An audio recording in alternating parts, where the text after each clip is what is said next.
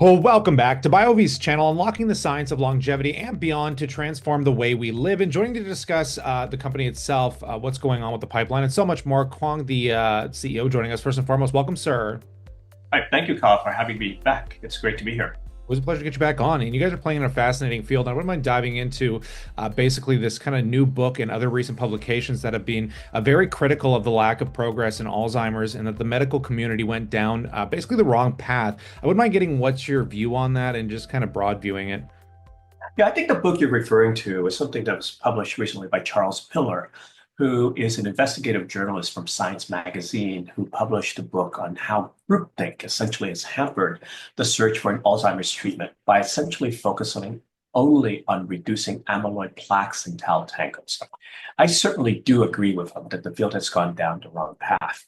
When I first started working in Alzheimer's research back in the late 80s, everybody focused on amyloid plaques and tau tangles. But over the decades, there's never been a drug that can reduce plaques and tangles and arrest or reverse cognitive decline. And over the course of the last decade or so, more and more researchers have come around to the point of view that plaques and tangles themselves are not the toxic agent that cause neurodegeneration, but in fact, what they're doing is they cause inflammation in the brain. Yeah, definitely appreciate the insights. And I understand that you and the team at BioVie believe that neuroinflammation is the root cause of Alzheimer's. Can you kind of explain a bit more? Yeah, it's a bit of a complicated balance that needs to be struck, right? Inflammation is the natural part of how the body protects itself. When the body faces an acute event, such as an insect sting or an infection, our immune cells kick in to fight off the infection, which causes the inflammation as part of that process. But when the insult has been beaten, the inflammation then subsides. The problem arises when we continually expose our bodies to factors that require the immune cells to work all the time to fight off something. Right? This means that TNF alpha is constantly being produced, which leads to a condition called chronic low-grade inflammation. Now, TNF alpha is considered to be the master regulator of inflammation, and it initiates a series of downstream cascades that have been implicated in a large number of diseases, including Alzheimer's, Parkinson's, and so forth. Yeah, and do you want to dive a bit deeper on what data is available to support that neuroinflammation is associated with Alzheimer's? Sure. There's been more than 50,000 scholarly research articles linking neuroinflammation and Alzheimer's that's been published in the last decade alone, right? So that's a large number. But unfortunately, this is a newer area of research that is drowned out and can't break through the decades and the many hundreds of thousands of articles that's focused on amyloid, right? In addition to that, there have been a number of large observational studies, including one from the UK, that looked at over 50 million patient records.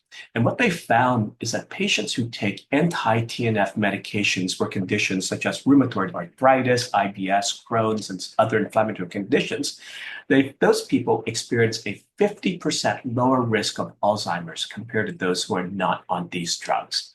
Now, anti-TNF drugs are effective to treat these conditions, but they do not cross into the brain, and they have other sets of complications as well.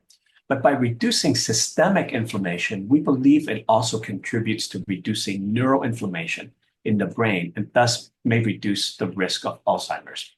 Now, our own drug, bezisterim, is an anti-inflammatory agent that is able to cross freely into the brain, right? And patients treated with bezisterim has experienced a 68% slowing of cognitive decline after just 6 months of treatment. Now, we are still conducting clinical trials to confirm this finding, which we hopefully will submit to the FDA someday for approval for bezisterim to treat Alzheimer's. Yeah, and I wouldn't mind diving a bit deeper there because how is inflammation related to amyloid plaques, I believe, and tau tangles? Surely the medical community couldn't have been so wrong for decades, could they? No, the medical community was not wrong for decades. I think what has been the problem is mistaking correlation with causation. And what I mean by that is TNF alpha has been shown to cause the production of something called the amyloid precursor protein, which leads to more amyloid plaques, right? TNF alpha drives the phosphorylation of tau to turn into phospho-tau, which then leads to the formation of tau tangles, right? And I believe that plaques and tangles are the byproduct that you get, right, when you measure the extent of Alzheimer's progress rather than the cause of the actual Alzheimer's progression. Right? I believe this is essentially the community mistaking correlation with causation. The community saw that high levels of plaques and tangles are correlated with Alzheimer's progression and believed that it must be the cause of the underlying cognitive decline. Whereas I think we now are beginning to understand that it's just a marker of the decline rather than the cause of the decline. Yeah, and I know we've been discussing, you recently just mentioned there that you're developing that bezisterim for Alzheimer's, Parkinson's, and long COVID. But until that drug kind of becomes available, what can people do? We are currently working on two clinical trials. The first, we are currently enrolling Parkinson's patients in a trial that gives bezisterms to those who need to go into therapy for the first time to treat their symptoms. Our second trial will start very soon, whereby we will enroll patients in a long COVID trial that will test bezisterim to see if we can alleviate the problems of brain fog, fatigue, and malaise for these patients who are plagued with long COVID symptoms. Right? So if you're a Parkinson's patient who need to go on medication for the first time, or a long COVID patient, you can learn more about these trials at our website and perhaps participate in the trial. If you do not qualify for the trial, then unfortunately the answer comes down to a healthier diet, exercise, and removing yourself from as much of the toxic allergen as possible that ultimately leads to chronic low-grade inflammation. So until bezisterim becomes available, those are the only things that we can do to try to reduce the neuroinflammation and help keep ourselves busy, On that, healthy.